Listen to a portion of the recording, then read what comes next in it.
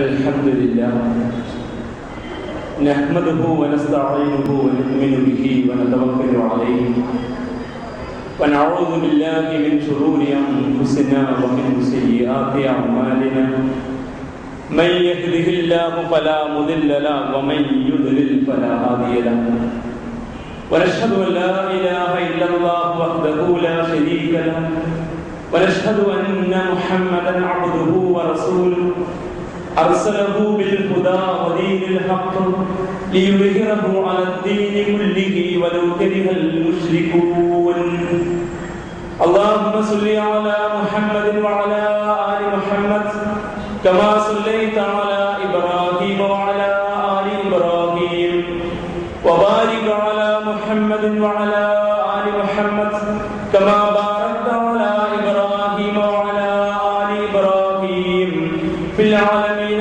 إنك حميد مجيد أما بعد فإن خير الحديث كتاب الله وخير الهدي هدي محمد صلى الله عليه وسلم وشر الأمور محدثاتها وكل بدعة ضلالة أيها الناس أوصيكم وإياي أولا بتقوى الله رب اشرح لي صدري ويسر لي أمري واحلل عقدة من لساني يفقهوا قولي إن أريد إلا الإصلاح ما استطعت وما توفيقي إلا بالله عليه توكلت وإليه أنيب أعوذ بالله من الشيطان الرجيم قال هذا من فضل ربي ليبلوني أأشكر أم أكفر ومن شكر فإنما يشكر لنفسه ومن كفر فإن ربي غني كريم صدق الله العلي العظيم ബഹുമാന്യരായ സത്യവിശ്വാസികളെ വിശ്വാസികളെ റബ്ബ് സുബ്ഹാനഹു വ തആലയുടെ കൽപ്പനകൾ ജീവിതത്തിലുടനീളം പാലിച്ചുകൊണ്ട് അവന്റെ വിധി വിലക്കുകളെ സൂക്ഷിച്ച് ജീവിക്കണമെന്ന്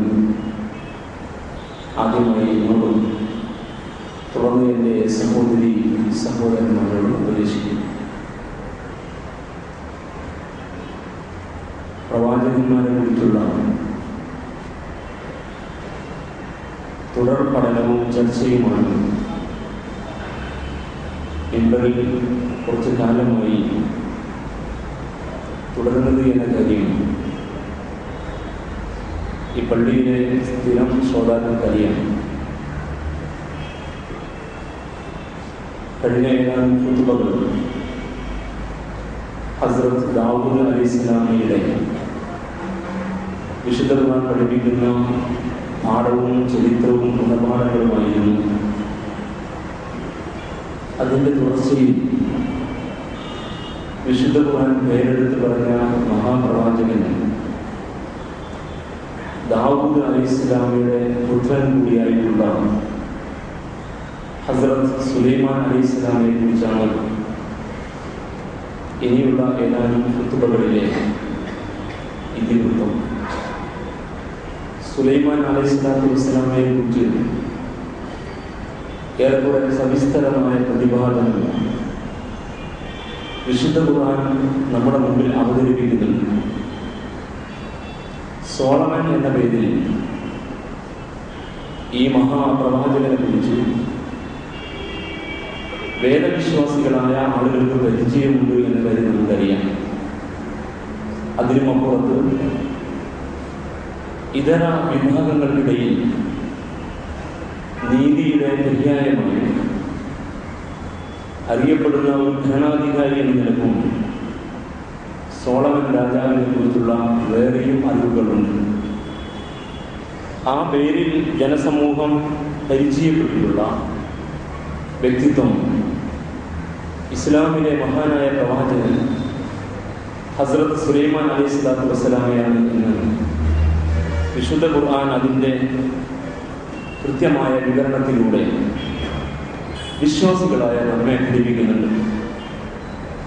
ഖുർആനിൽ 17 പ്രാവശ്യം ഈ മഹാപ്രവാചകന്റെ പേര് എടുത്ത് ഉദ്ധരിച്ചിരിക്കുന്നു. 7 അധ്യായങ്ങളിൽ, സൂറകളിൽ സുലൈമാൻ അലൈഹിസ്സലാമയെ കുറിച്ചുള്ള ഏറെക്കുറെ സവിസ്തരമായ പ്രതിപാദനങ്ങളുണ്ട്. അദ്ദേഹത്തിന്റെ ചരിത്രം കൂടുതലായി പരാമർശിച്ചിരിക്കുന്നത് സൂറത്തുൽ നംലിലാണ്. ശേഷം സബഅ്, സ്വാദ് എന്നീ സൂറകളിലും ഏറെക്കുറെ അത്ര തന്നെ വിശദമായ വിശകലനങ്ങളും വിലയിരുത്തലുകളും പ്രതിപാദനങ്ങളുമുണ്ട്. മുസ്ലിം സമുദായത്തിൽ കടന്നു വന്ന പ്രവാചകന്മാരിലാണ് സുലൈമാൻ അലൈഹിസ്സലാം ഉൾപ്പെടുന്നത്. 3 ഇനമായി നമുക്ക് പ്രവാചകന്മാരെ മനസ്സിലാക്കാമെന്ന് പ്രവാചകന്മാരെ കുറിച്ചുള്ള ഈ ചർച്ചയിൽ നമ്മൾ മനസ്സിലാക്കിയിട്ടുണ്ടായിരുന്നു. മുസ്ലിമീങ്ങൾ ആരുമില്ലാത്ത സമൂഹത്തിലേക്ക് കടന്നു വന്ന പ്രവാചകന്മാർ, അവരായിരിക്കും ആ സമൂഹത്തിലെ ആദ്യത്തെ മുസ്ലിം. അവരിലൂടെ പിന്നീട് ഇസ്ലാമിക സമൂഹം ഉണ്ടായി വരികയാണ് ചെയ്യുക. അതാണ് ഒരിനം പ്രവാചകന്മാർ. രണ്ടാമത് ഒരിനം പ്രവാചകന്മാർ മുസ്ലിം സമുദായമായി നിലകൊള്ളുന്ന സമുദായത്തിനകത്ത് കടന്നു വന്നു. അവർക്കിടയിൽ പ്രവാചകനായി അവരുടെ തർബിയ, തസ്കിയ, അവരുടെ ഇസ്ലാമികമായ ശിക്ഷണവും സംസ്കരണവും നടത്തിക്കൊണ്ടിരിക്കുക തന്നെ അവരെ നയിക്കുകയും ഭരിക്കുകയും ഒക്കെ ചെയ്തുകൊണ്ടിരിക്കുന്ന പ്രവാചകന്മാർ. ആ ഇനത്തിലാണ് ഹസ്രത്ത് സുലൈമാൻ അലൈഹിസ്സലാത്തു വസ്സലാം ഉൾപ്പെടുക. പിന്നെ ഒരിനം പ്രവാചകന്മാർ മിശ്ര സമൂഹത്തിൽ കടന്നു വരുന്ന പ്രവാചകന്മാരാണ്. മുസ്ലിമീങ്ങളും സഹോദര സമുദായ അംഗങ്ങളും ഇടകലർന്ന് ജീവിക്കുന്ന സമൂഹത്തിൽ അള്ളാഹുവിന്റെ സന്ദേശവാഹകനായി വരുന്ന പ്രവാചകന്മാർ. ഇങ്ങനെ 3 ഇനത്തിലാണ് പ്രവാചകന്മാരെ നമുക്ക് വേർതിരിക്കാൻ കഴിയുക. ഹസ്രത്ത് സുലൈമാൻ അലൈഹിസ്സലാത്തു വസ്സലാം ബനൂ ഇസ്രായേൽ സമുദായമാകുന്ന മുസ്ലിം സമുദായത്തിൽ കടന്നു വന്ന പ്രവാചകനാണ്. ദാവൂദ് അലൈഹിസ്സലാമിന്റെ പുത്രൻ എന്നത് അദ്ദേഹത്തിന്റെ ഒരു പദവിയും സ്ഥാനവും കൂടിയാണ്. ബനൂ ഇസ്രായേൽ സമൂഹം ഒരു പരീക്ഷണത്തിന് വിധേയമായി അവർക്കിടയിൽ സംഭവിച്ചു പോയ അപജയത്തിന്റെ ഭാഗമായി അഭയാർത്ഥികളായി അലഞ്ഞു തിരിഞ്ഞു നടന്ന ഒരു കാലഘട്ടത്തിന് ശേഷം അവർക്ക് അല്ലാഹു വാഗ്ദാനം ചെയ്ത ഭൂമികയാകുന്ന ഫിലസ്തീനിന്റെ ഒരു കോണിൽ ഒരു ചെറിയ രാഷ്ട്ര സംവിധാനമായി നിലകൊണ്ടുകൊണ്ടിരിക്കുകയും ബാക്കി നല്ല 1% പ്രദേശവും മറ്റ് ആളുകളുടെ കൈകളിലായി പോവുകയും ഇവരെക്കാൾ കരുത്തരായ പലരുടെയും ഭീഷണിക്ക് മുമ്പിൽ പേടിച്ച് ജീവിക്കുകയും ചെയ്ത ഒരു കാലഘട്ടത്തിന് ശേഷം ഇസ്രായേൽ സമുദായത്തെ ഒരുമിപ്പിച്ച് ഏകോപിപ്പിച്ച് ഒരു ഏകീകൃത ഫലസ്തീൻ എന്ന ശക്തമായ ഒരു രാഷ്ട്രഘടനയിൽ അതിനെ സമാഹരിച്ച് ഒന്നിച്ചു കൊണ്ടുവന്ന ഒരു മഹാവ്യക്തിത്വമായിട്ടാണ് താലൂത്ത് അലൈഹിസ്സലാമയെ ഖുർആൻ പരിചയപ്പെടുന്നത്. അദ്ദേഹം പ്രവാചകനായിരുന്നില്ല, മറിച്ച് ഒരു ഭരണാധികാരിയായിരുന്നു എന്നും സൈനിക നായകനായിരുന്നു എന്ന് അദ്ദേഹത്തെക്കുറിച്ചുള്ള വിശദീകരണത്തിൽ നാം മനസ്സിലാക്കിയതാണ്. അദ്ദേഹത്തിന് ശേഷമാണ് ആ ഏകീകൃത ഫിലസ്തീൻ എന്ന് പറയുന്ന ശക്തമായ ഇസ്ലാമിക രാഷ്ട്രത്തിന്റെ നേതൃത്വം ഹസ്രത്ത് ദാവൂദ് അലൈഹിസ്സലാം ഏറ്റെടുക്കുന്നത്. ദാവൂദ് അലൈഹിസ്സലാമിന് ശേഷം ഏറെക്കുറെ 40 വർഷക്കാലം അജയ്യമായ ഒരു ഇസ്ലാമിക ശക്തിയായി ഏകീകൃത ഫിലസ്തീൻ രാഷ്ട്രത്തെ നയിച്ചുകൊണ്ട് മുന്നോട്ട് പോയ ബനൂ ഇസ്രായേൽ സമുദായത്തിന്റെ ഭരണാധികാരിയും പ്രവാചകനുമാണ് ഹസ്രത്ത് സുലൈമാൻ അലൈഹിസ്സലാം. ഇങ്ങനെ ചരിത്രത്തിൽ ഏറെ പേര് കേട്ട ഒരു മഹാവ്യക്തിത്വമാണ് ഇദ്ദേഹം എന്ന് വളരെ കൃത്യമായി വിശുദ്ധ ഖുർആൻ അതിന്റെ ചരിത്ര പാഠങ്ങളിലൂടെ നമ്മുടെ മുമ്പിൽ അവതരിപ്പിക്കുന്നുണ്ട്. അല്ലാഹു സുബ്ഹാനഹു വ തആല ദാവൂദ് അലൈഹിസ്സലാമയെ പരിചയപ്പെടുത്തുന്നത് ഇങ്ങനെയാണ്. സുലൈമാൻ അലൈഹിസ്സലാമയെ പരിചയപ്പെടുത്തുന്നത് ഇങ്ങനെയാണ്. ദാവൂദ് അലൈഹിസ്സലാമക്ക് സുലൈമാൻ എന്ന പുത്രനെ നാം ദാനമായിട്ട് നൽകി, സമ്മാനമായിട്ട് നൽകി. എത്ര നല്ല ദാസനായിരുന്നു അദ്ദേഹം, എത്ര ശ്രേഷ്ഠനായ ദാസൻ. ഇന്നഹു അവ്വാബ്, അള്ളാഹുവിലേക്ക് നിരന്തരമായി അധികമധികമായി മടങ്ങുന്ന വിനീത വിധേയനായിരുന്നു സുലൈമാൻ അലൈഹിസ്സലാം എന്നും വിശുദ്ധ ഖുർആൻ സൂറത്തു സ്വാദിൽ പരിചയപ്പെടുത്തുന്നു. അപ്പോൾ ദാവൂദ് അലൈഹിസ്സലാമിന്റെ പുത്രനായിരുന്നു എന്നും അദ്ദേഹം ഉത്കൃഷ്ടനായ ശ്രേഷ്ഠനായ അള്ളാഹുവിന്റെ ദാസനായിരുന്നു എന്നും ഇന്നഹു അവ്വാബ്, അള്ളാഹുവിലേക്ക് മടങ്ങുന്ന പടച്ചതമ്പുരാന് വഴിപ്പെട്ട വിധേയപ്പെട്ട വ്യക്തിത്വമായിരുന്നു അദ്ദേഹമെന്നും ഒരു ഭാഗത്ത് പരിചയപ്പെടുത്തുന്നു. മറ്റൊരു ഭാഗത്ത് സൂറത്തുൻ നംലിൽ അല്ലാഹു സുബ്ഹാനഹു വ തആല സുലൈമാൻ അലൈഹി സ്വലാത്തു വസ്സലാമയെ പരിചയപ്പെടുത്തിക്കൊണ്ട് പറയുന്നത് വവരിസ സുലൈമാനു ദാവൂദ, ദാവൂദ് അലൈഹിസ്സലാമയെ സുലൈമാൻ അലൈഹിസ്സലാം അനന്തരമെടുത്തു എന്നാണ്. പ്രവാചകത്വത്തിന്റെ വിഷയത്തിലും നേതൃത്വത്തിന്റെ വിഷയത്തിലും അനന്തരമെടുത്തു എന്ന് മഹാന്മാരായ മുഫസ്സിരീങ്ങൾ തിരുനബി സല്ലല്ലാഹു അലൈഹി വസല്ലമയുടെ തിരുവചനത്തിന്റെ അടിസ്ഥാനത്തിൽ രേഖപ്പെടുത്തിയിട്ടുണ്ട്. ദാവൂദ് അലൈഹിസ്സലാമക്ക് ശേഷം ഈ ഏകീകൃത ഫിലിസ്തീൻ രാഷ്ട്രത്തിന്റെ ഭരണാധികാരിയായും അതേസമയം ആ സമൂഹത്തിലെ പ്രവാചകനായും സുലൈമാൻ അലൈഹിസ്സലാം രംഗത്ത് വന്നു എന്നാണ് ഈ ആയത്തിന്റെ ശകലത്തിലൂടെ അള്ളാഹു നമ്മെ പഠിപ്പിക്കുന്നത്. സൂറത്തുൻ നംൽ 15-ാമത് സൂക്തം, വലഖദ് ആതൈനാ ദാവൂദ വ സുലൈമാന ഇൽമ, ദാവൂദ് അലൈഹിസ്സലാമക്കും പുത്രൻ സുലൈമാൻ അലൈഹിസ്സലാമക്കും നാം ജ്ഞാനം, അറിവ് നൽകി. ആ ജ്ഞാനം കൊണ്ട് ഉദ്ദേശിക്കുന്നത് നുബൂവത്താണ്, പ്രവാചകത്വമാണ്. അങ്ങനെ നാം അവർ രണ്ടുപേരെയും പ്രവാചകന്മാരാക്കി അതിനനുസൃതമായ എല്ലാ ഇൽമും ജ്ഞാനവും അവർക്ക് നൽകി. വഖാല, അതുകൊണ്ട് അവർ രണ്ടുപേരും ഇങ്ങനെ പ്രാർത്ഥിച്ചു അല്ലെങ്കിൽ ഇങ്ങനെ പ്രഖ്യാപിച്ചു, അൽഹംദുലില്ലാഹില്ലദീ ഫളൽനാ അലാ കസീർ മിൻ ഇബാദിഹിൽ മുഅ്മിനീൻ, വിശ്വാസികളായ വളരെയേറെ ദാസന്മാരെക്കാൾ ഞങ്ങൾക്ക് ശ്രേഷ്ഠതയരുളിയ അള്ളാഹുവിന് സർവസ്തുതിയും എന്ന് അവർ രണ്ടുപേരും അള്ളാഹുവിനെ സ്തുതിച്ചുകൊണ്ട് പറഞ്ഞു എന്നാണ്. അപ്പോൾ ദാവൂദ് അലൈഹിസ്സലാമയും പ്രവാചകനും ഭരണാധികാരിയുമായിരുന്നു, സുലൈമാൻ അലൈഹിസ്സലാമയും പ്രവാചകനും ഭരണാധികാരിയുമായിരുന്നു. രണ്ടുപേർക്കും അള്ളാഹു സവിശേഷമായ ഈ സ്ഥാനം, ഇമാമത്തും ഇമാറത്തും, സമൂഹത്തിന്റെ ഇസ്ലാമിക നേതൃത്വം എന്ന പ്രവാചകത്വ പദവിയും ആ സമൂഹത്തിന്റെ കൈകാര്യ കർത്തൃത്വം എന്ന ഭരണ നേതൃത്വ പദവിയാകുന്ന ഇമാറത്തും ഒരുപോലെ അള്ളാഹു നൽകിയിരുന്നു എന്നും അതിന്റെ പേരിൽ രണ്ടുപേരും അൽഹംദുലില്ലാഹ്, അള്ളാഹുവിനെ ഏറെ സ്തുതിക്കുന്നവരായിരുന്നു എന്നും വിശുദ്ധ ഖുർആൻ പഠിപ്പിക്കുന്നു. വകുല്ലൻ ആതൈനാ ഹുക്മൻ വഇൽമ, സൂറ അംബിയ. രണ്ടുപേർക്കും, ഇവർക്കെല്ലാവർക്കും നാം ഹിക്മ അഥവാ യുക്തിജ്ഞാനം, തത്വജ്ഞാനം, പ്രവാചകത്വം, വഇൽമ ആ പ്രവാചകത്വത്തിന്റെ ഭാഗമായുള്ള അറിവുകൾ, കഴിവുകൾ അത് നൽകിയിരുന്നു എന്ന് വിശുദ്ധ ഖുർആൻ പഠിപ്പിക്കുന്നുണ്ട്. അപ്പോൾ ഇങ്ങനെ ഒരുപാട് അനുഗ്രഹങ്ങൾ നൽകി അള്ളാഹു ആദരിച്ച ഒരു മഹാപ്രവാചകനാണ് സുലൈമാൻ അലൈഹിസ്സലാം. അദ്ദേഹം പ്രവാചകത്വത്തിന്റെ ഉടമസ്ഥനായിരുന്നു, അത് അദ്ദേഹത്തിന് അള്ളാഹു നൽകിയിരുന്നു. അതിനനുസൃതമായ ഒരുപാട് ഇൽമ്, ജ്ഞാനം അള്ളാഹു കൊടുത്തിരുന്നു. ഹുക്മ, യുക്തിജ്ഞാനം, തത്വജ്ഞാനം, ഭരണ നൈപുണ്യം അതും അള്ളാഹു അദ്ദേഹത്തിന് നൽകിയിരുന്നു.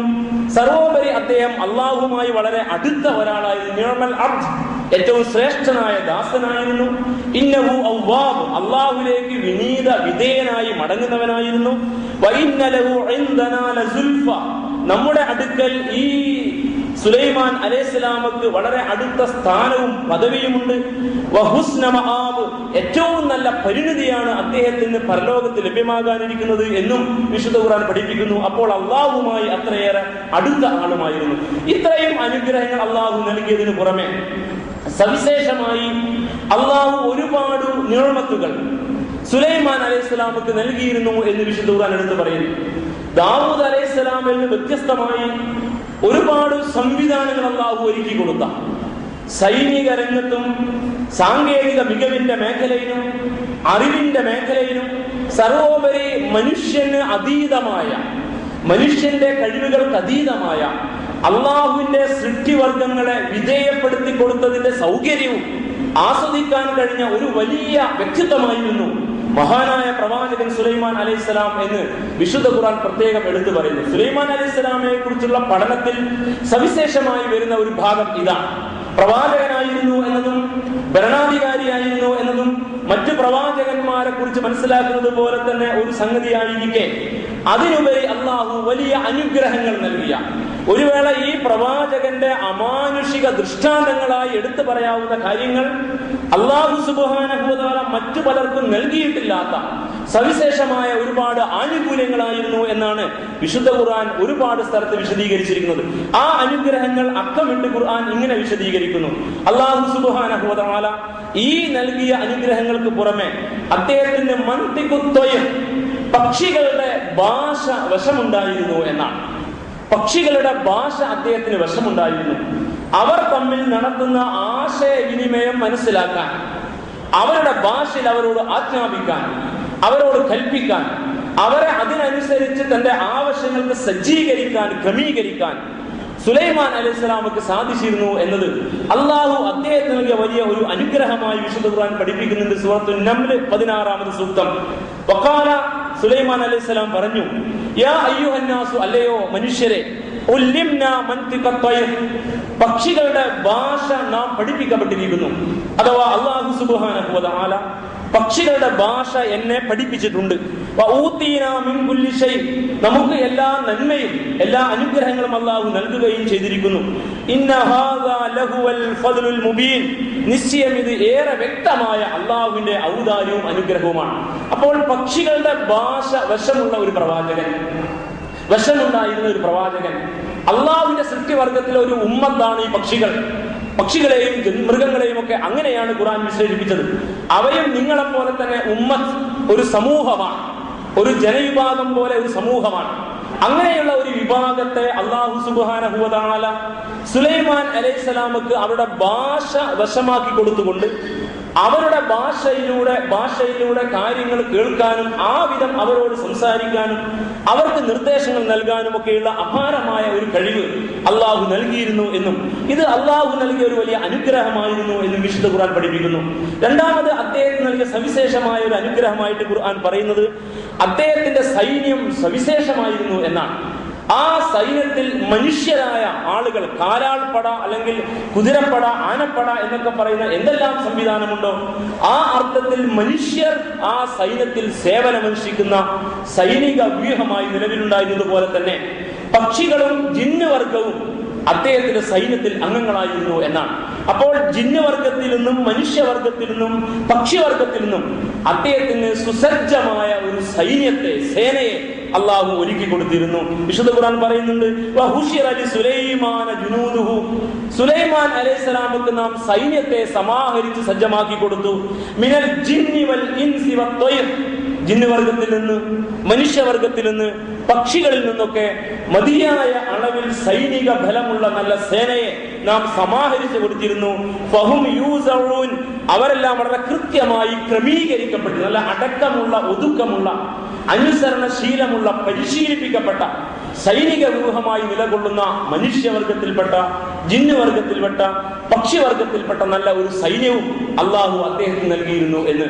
മൂന്നാമതായി വിശുദ്ധ ഖുർആൻ പഠിപ്പിക്കുന്നത് അദ്ദേഹത്തിന് ഉറുമ്പുകളുടെ ഭാഷ വശമുണ്ടായിരുന്നു എന്നാണ്. സുലൈമാൻ അലൈഹിസ്സലാത്തു വസ്സലാമയുടെ കാലഘട്ടത്തിലെ ഒരു സംഭവം വിശദീകരിച്ചുകൊണ്ടാണ് സൂറത്തുൻ നംലിൽ ഈ ഭാഗം ഖുർആൻ നമ്മെ പഠിപ്പിക്കുന്നത്.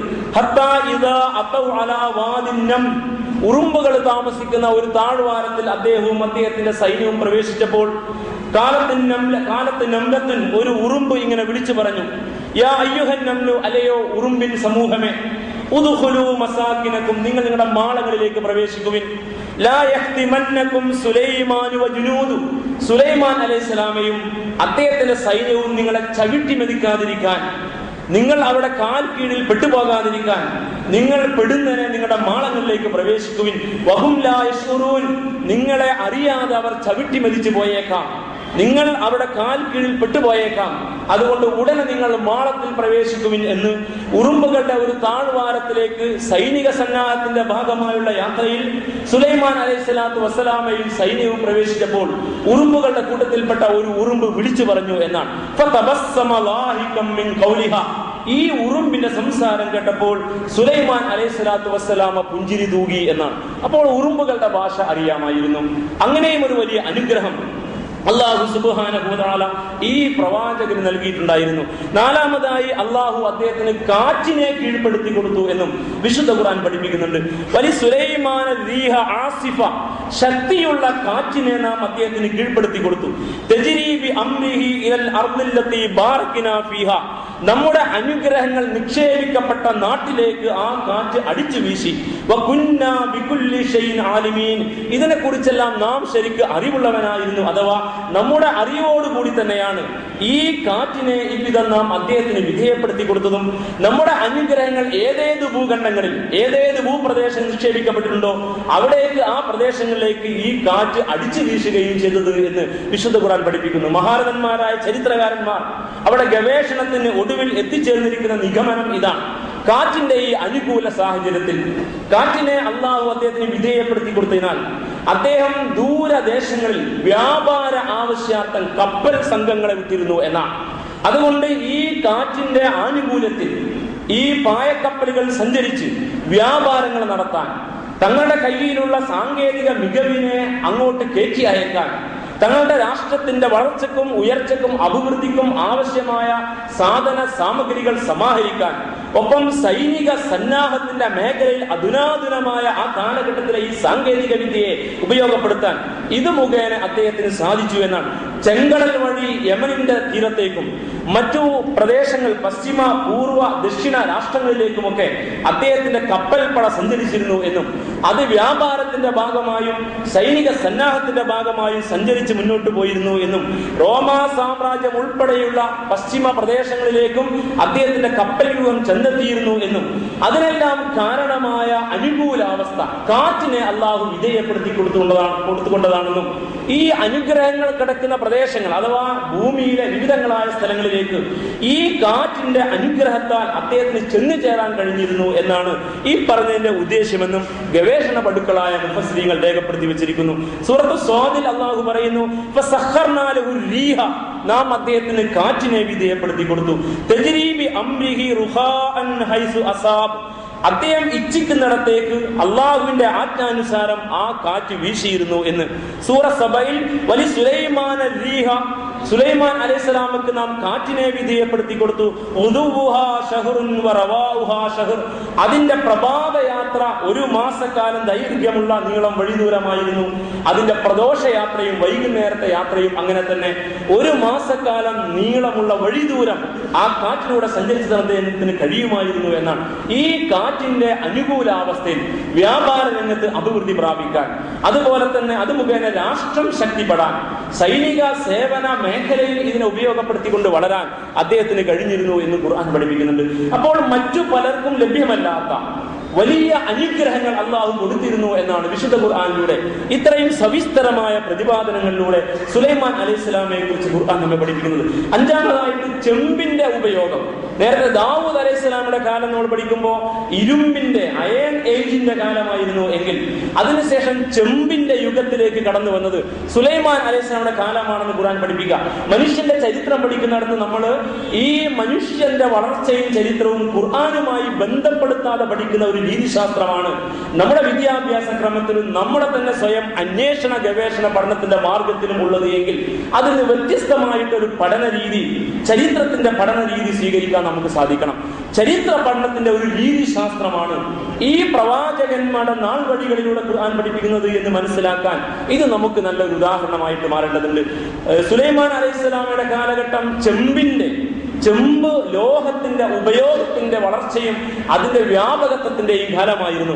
അതിനു മുമ്പുള്ള കാലഘട്ടം ദാവൂദ് അലൈഹിസ്സലാമയുടെ കാലഘട്ടം അത് ഇരുമ്പ് അതിനു മുമ്പ് കണ്ടുപിടിച്ചിരുന്നു എങ്കിലും അതിനെ വ്യാപകമായി ഉപയോഗിക്കാൻ കഴിയാത്ത വിധം അതിന്റെ നിർമ്മാണം ചിലവേറിയതും അതുകൊണ്ട് തന്നെ അത് വളരെ അപൂർവമായി ഒരു വേള സ്വർണത്തേക്കാൾ ഇരുമ്പിന് വിലയുള്ള കാലമായിരുന്നു എന്നും ചരിത്രകാരന്മാർ പറയുന്നു. എങ്കിൽ ദാവൂദ് അലൈഹിസ്സലാമയുടെ കാലം ഇരുമ്പിന്റെ വ്യാപകമായ ഉപയോഗം, അത് ഏറ്റവും വില കുറഞ്ഞ അളവിൽ നിർമ്മിച്ചെടുക്കാൻ കഴിയുന്ന സാങ്കേതിക വിദ്യയിലൂടെ അതിന്റെ വ്യാപകമായ ഉപയോഗം സാധ്യമാവുകയും ലോഹയുഗത്തിന്റെ ഈ തുടക്കം കൊണ്ട് അല്ലെങ്കിൽ ഈ ഒരു അവസ്ഥ കൊണ്ട് സമൂഹം വളരെ അഭിവൃദ്ധി പ്രാപിക്കുകയും ചെയ്തു എന്ന് പറയുമ്പോൾ അത്തരം സംവിധാനങ്ങളുടെ മുമ്പിൽ പ്രവാചകന്മാരുണ്ടായിരുന്നു എന്ന് മനസ്സിലാക്കാൻ വിശ്വാസികളായ നമുക്ക് സാധിക്കണം.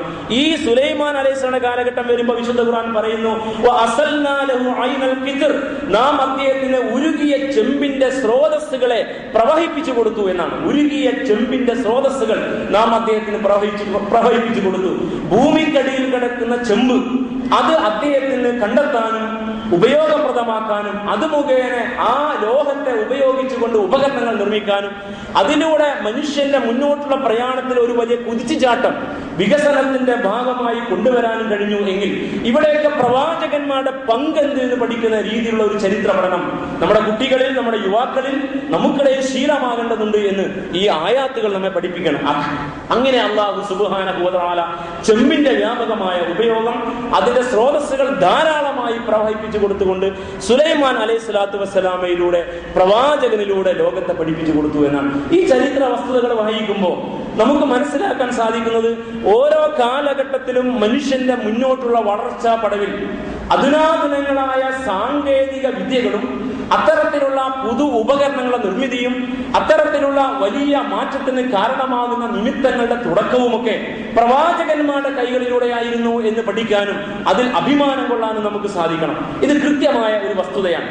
അള്ളാഹുവാണ് മനുഷ്യരെ സൃഷ്ടിച്ചത്. അറിവ് കൊണ്ടാണ് ആദ്യത്തെ മനുഷ്യൻ ഭൂമുഖത്ത് വന്നത്, ആദം അലൈഹി സ്വലാത്തു വസ്സലാം. അത്യാവശ്യം വേണ്ടതെല്ലാം പഠിപ്പിച്ചിട്ടാണ് അള്ളാഹ് വിട്ടത്. ആ അറിവിൽ നിന്നാണ് പ്രപഞ്ചത്തിൽ മനുഷ്യന്റെ, ഭൂമിയിൽ മനുഷ്യൻ ജീവൻ തുടങ്ങുന്നത്. അങ്ങനെ അറിയുന്നതിൽ നിന്ന് അറിയാത്തതിലേക്കുള്ള മനുഷ്യന്റെ വളർച്ച, നിരീക്ഷണ പരീക്ഷണ ഗവേഷണങ്ങളിലൂടെ പുതിയ അറിവുകൾ ആർജിച്ചുകൊണ്ടുള്ള മുന്നോട്ടുള്ള പ്രയാണം, ആ പ്രയാണത്തിൽ പുതിയ കുതിച്ചുചാട്ടങ്ങൾ അള്ളാഹു തന്നെയാണ് മനുഷ്യനെ പഠിപ്പിച്ചു കൊടുത്തത്. അത് അവന്റെ പ്രവാചകന്മാരിലൂടെയാണ് സംഭവിച്ചുകൊണ്ടിരുന്നത്. മനുഷ്യന്റെ മുന്നോട്ടുള്ള ആ പ്രയാണത്തിൽ ലോഹയുഗം എന്നത്, ഇരുമ്പിന്റെ വ്യാപകമായ ഉപയോഗം എന്നത് വലിയൊരു പാഠമാണ് എങ്കിൽ അവിടെ നമുക്ക് ദാവൂദ് അലൈഹി സ്വലാമയെ കണ്ടെത്താൻ സാധിക്കും. മുന്നോട്ടുള്ള പ്രയാണത്തിൽ ചെമ്പിന്റെ ഉപയോഗം എന്നത് വ്യാപകമായി മനുഷ്യന്റെ വളർച്ചയിൽ സ്വാധീനം ചെലുത്തിയെങ്കിൽ അവിടെ നമുക്ക് സുലൈമാൻ അലൈഹി സ്വലാമയെ കണ്ടെത്താൻ കഴിയും. ഇങ്ങനെയുള്ള ഒരു ചരിത്ര പഠനം നമുക്കിടയിൽ സാധ്യമാവേണ്ടതുണ്ട് എന്നും അതിൽ അഭിമാനം കൊള്ളാനും അത് പഠിച്ചു മനസ്സിലാക്കാനും ഈ കാലഘട്ടത്തിലൂടെ ഖുർആൻ പഠിപ്പിക്കുന്നത് മനുഷ്യ ചരിത്രത്തിന്റെ തുടർച്ചയാണ്. അതിന്റെ മുഴുവൻ നാഴികകളെയാണ് പഠിപ്പിച്ചുകൊണ്ടിരിക്കുന്നത്. അതുകൊണ്ടാണ് ചില പ്രവാചകന്മാരുടെ പേരെടുത്ത് പറഞ്ഞുകൊണ്ട് ഈ സവിസ്തരമായ പ്രതിപാദനം ഉണ്ടാകുന്നത്. എല്ലാവരുടെയും പേര് ഖുർആൻ പറഞ്ഞില്ല. 25 പ്രവാചകന്മാരുടെ പേരാണ് പറഞ്ഞത്. ആ 25 പ്രവാചകന്മാരുടെ നമുക്ക് ലോക ചരിത്രം വായിച്ചെടുക്കാൻ കഴിയുമാറുള്ള കൃത്യമായ അടയാളങ്ങൾ, വഴിയടയാളങ്ങൾ അള്ളാഹു നൽകിയിരിക്കുന്നു എന്നും ഈ പ്രവാചകന്മാരെ കുറിച്ച് പഠിക്കുമ്പോൾ നാം മനസ്സിലാക്കേണ്ടതുണ്ട്. ആറാമതായിട്ട് അള്ളാഹു സുബ്ഹാനഹു വ തആല സുലൈമാൻ അലൈഹി സ്വലാത്തു വസ്സലാമക്ക് ജിന്നുകളുടെ മതിയായ സേവനം, സൈന്യത്തിൽ മാത്രമല്ല അതിനപ്പുറത്ത് ആവശ്യമുള്ള സംഗതികൾ ഉണ്ടാക്കിയെടുക്കാൻ, ഒരു കാലഘട്ടത്തിൽ ഒരു രാഷ്ട്ര സംവിധാനത്തിന്റെ മുന്നോട്ടുള്ള പ്രയാണത്തിൽ ഇതര രാഷ്ട്രങ്ങളെക്കാൾ മികവുറ്റ സംവിധാനങ്ങളെ, അത് നിർമ്മാണ മേഖലയിലായിരുന്നാലും അത് വാസ്തുശില്പ മേഖലയിലായിരുന്നാലും അത് യുദ്ധ സന്നാഹങ്ങളുടെ സജ്ജീകരണത്തിന്റെ മേഖലയിലായിരുന്നാലും തങ്ങൾക്ക് വിധേയപ്പെട്ട് കിട്ടിയ ഇത്തരത്തിൽ ചെമ്പ് ഉൾപ്പെടെയുള്ള ഈ അനുഗ്രഹത്തിന്റെ ശരിയായ ഉപയോഗത്തിന്റെ മാർഗത്തിലെ പ്രവർത്തനത്തിനായിരുന്നാലും ശരി, അതിനൊക്കെ നല്ല കഴിവുള്ള ജിന്നുകളെ അല്ലാഹു സുബ്ഹാനഹു വ തആല സുലൈമാൻ അലൈഹി സ്വലാത്തു വസ്സലാമക്ക് വിധേയപ്പെടുത്തി കൊടുത്തിരുന്നു എന്നും വിശുദ്ധ ഖുർആൻ പഠിപ്പിക്കുന്നുണ്ട്. വമിനൽ ജിന്നി മൻ യഅമലു ബൈന യദൈഹി ബിഇദ്നി റബ്ബി, അല്ലാഹുവിന്റെ അനുമതിയോടുകൂടി അദ്ദേഹത്തിന്റെ ആജ്ഞാനുസാരം പ്രവർത്തിക്കുന്ന ജിന്നുകളെ നാം അദ്ദേഹത്തിന് വിധേയപ്പെടുത്തി കൊടുത്തു. യഅമലൂന ലഹു മാ യശാ, ആ ജിന്നുകൾ അദ്ദേഹം ഉദ്ദേശിക്കുന്ന കാര്യങ്ങൾ അദ്ദേഹത്തിന് വേണ്ടി ചെയ്തു കൊടുക്കുമായിരുന്നു. അങ്ങനെ ചെയ്ത പ്രവർത്തനങ്ങളെ കുറിച്ച് ഖുർആൻ പറയുന്നു, മിൻ മഹാരീബ, ഗംഭീരമാർന്ന സൗധങ്ങൾ ആ ജിന്നുകൾ നിർമ്മിച്ചു കൊടുക്കാറുണ്ടായിരുന്നു. വതമാസീല, വലിയ വലിയ പ്രതിമകളെ ഒക്കെ നിർമ്മിച്ചു കൊടുക്കാറുണ്ട്. ആരാധിക്കാൻ വേണ്ടിയല്ല, അത് ആ കാലഘട്ടത്തിന്റെ ശൈലിയിൽ ഒരു രാഷ്ട്രത്തിന്റെ മികവും കഴിവുമൊക്കെ പ്രകടിപ്പിക്കുന്ന വലിയ വലിയ വാസ്തു ശില്പ ചാതുരിയുടെ നിദർശനമായിട്ട് അവിധം മറ്റു രാഷ്ട്രങ്ങളുടെ മുമ്പിൽ കഴിവിന്റെയും മികവിന്റെയും കലാപരമായ ഉയർച്ചയുടെയും അടയാളമെന്നോണം വലിയ പ്രതിമകളെ ഈ ജിന്നുകൾ അദ്ദേഹം നിർമ്മിച്ചു കൊടുക്കാറുണ്ടായിരുന്നു. തടാകങ്ങൾ പോലുള്ള വലിയ താലങ്ങൾ, വലിയ തളികകൾ ഈ ജിന്നുകൾ അദ്ദേഹം നിർമ്മിച്ചു കൊടുത്തിരുന്നു. ഇരുന്നിടത്തുനിന്ന് ഇളക്കാൻ കഴിയാത്ത വിധം ബാധിച്ച കലങ്ങൾ, വലിയ വട്ടുളി എന്നൊക്കെ പറയുന്ന വലിയ വലിയ കലങ്ങൾ, ഇരുന്നിടത്തുനിന്ന് ഇളക്കാൻ കഴിയാത്ത വിധമുള്ള കലങ്ങൾ, അതെല്ലാം ഈ ചെമ്പ് കൊണ്ട് നല്ല അളവിൽ നിർമ്മിച്ചു കൊടുക്കുന്ന, അഥവാ ഒരു കാലഘട്ടത്തിൽ വാസ്തു ശില്പ ചാതുരിയിൽ മികവാർന്ന ഒരു സംഭാവന ഈ ജിന്നുവർഗം മുഖേന അല്ലാഹു സുബ്ഹാനഹു വ തആല ഈ പ്രവാചകൻ സുലൈമാൻ അലൈഹിസ്സലാമക്ക് വിധേയപ്പെടുത്തി കൊടുത്തത്. അതുകൊണ്ട് ദാവൂദിന്റെ കുടുംബമേ, നിങ്ങൾ നന്ദിയുടെ മാർഗത്തിൽ പ്രവർത്തിക്കുവിൻ.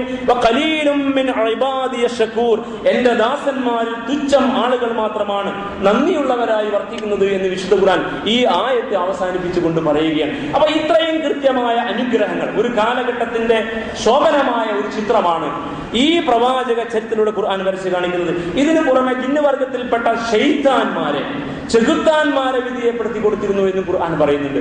ആ ചെകുത്താന്മാരെ സുലൈമാൻ അലൈഹിസ്സലാം തന്റെ ഇംഗിതമനുസരിച്ച് ഉപയോഗപ്പെടുത്തിയിരുന്നു.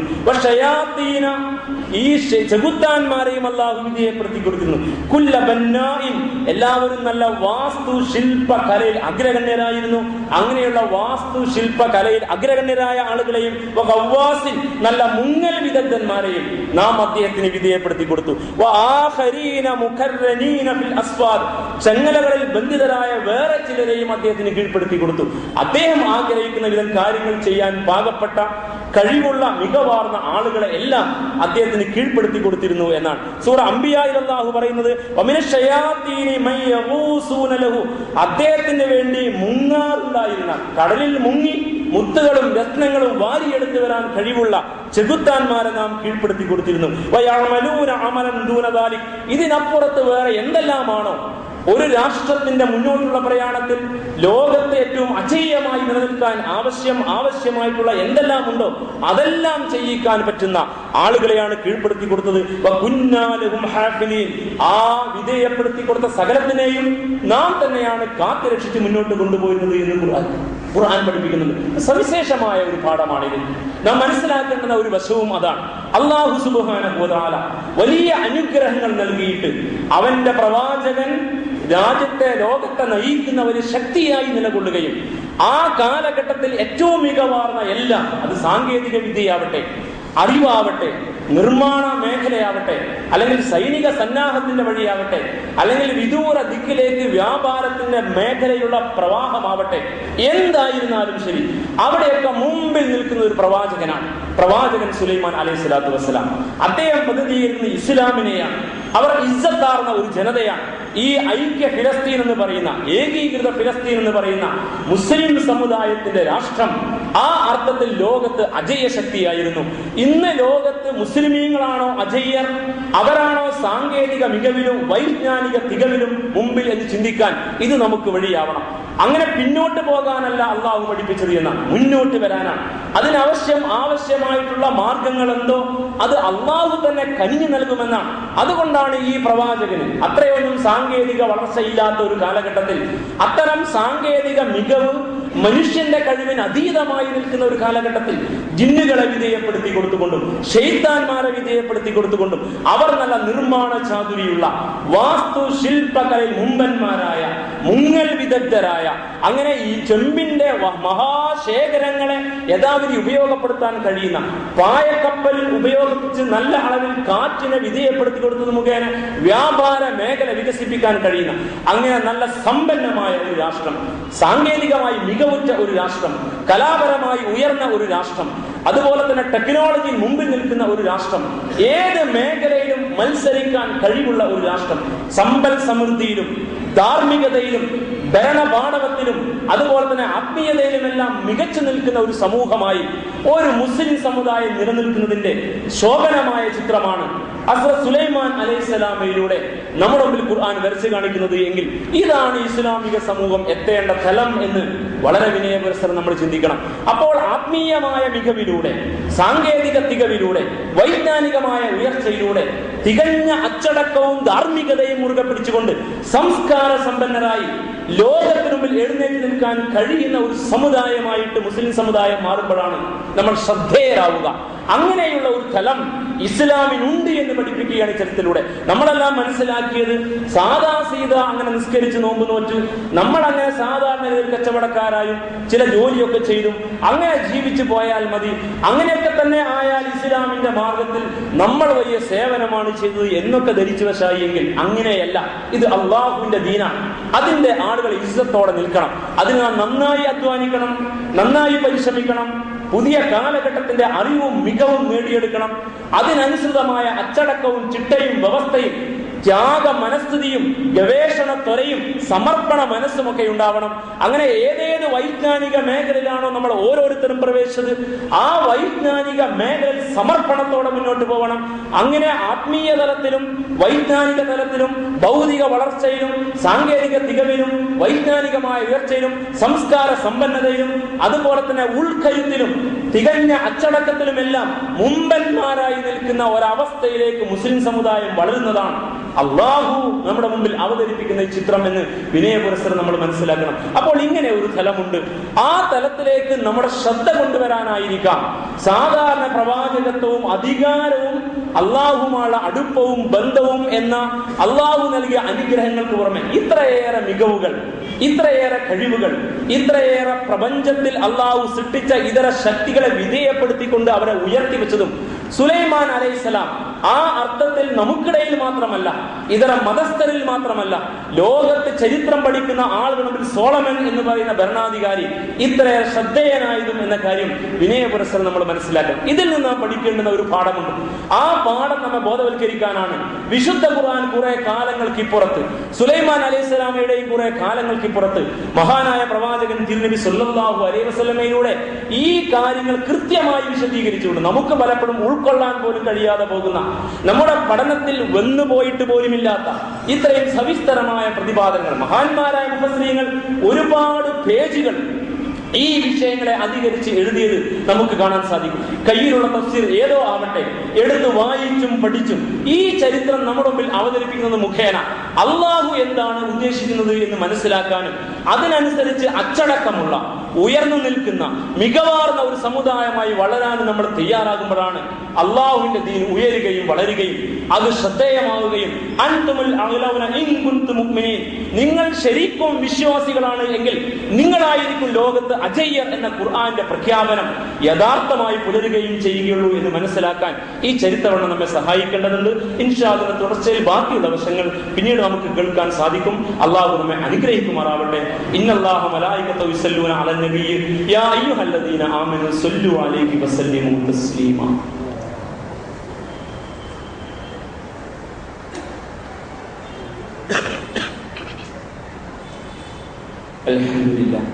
അൽഹംദുലില്ലാഹി റബ്ബിൽ ആലമീൻ. اللهم صل وسلم على عبدك ورسولك محمد الأمين وعلى آله وأصحابه أجمعين. أيها الناس أوصيكم ثانيا بتقوى الله يا أيها الذين آمنوا اتقوا الله حق تقاته ولا تموتن إلا وأنتم مسلمون. اللهم ارض عن الخلفاء الراشدين وأمراء المرشدين عن أبي بكر الصديق وعمر بن الخطاب وعثمان بن عفان وعلي بن أبي طالب وعم نبيك حمزة والعباس وبقية الصحابة والقرابة والتابعين كلهم أجمعين.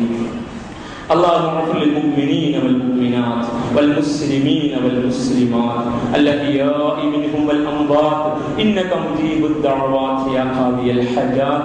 اللهم أعز الإسلام والمسلمين وأذل الشرك والمشركين. اللهم أعز الإسلام والمسلمين وأذل الكفر والكافرين. اللهم أعز الإسلام والمسلمين وأذل الظلم والظالمين. اللهم أجرنا من النار. اللهم أجرنا من النار. اللهم أجرنا من النار. ربنا اغفر لنا ولإخواننا الذين سبقونا بالإيمان ولا تجعل في قلوبنا غلا للذين آمنوا ربنا إنك رؤوف رحيم. ربنا آتنا في الدنيا حسنة وفي الآخرة حسنة وقنا عذاب النار. آمين برحمتك يا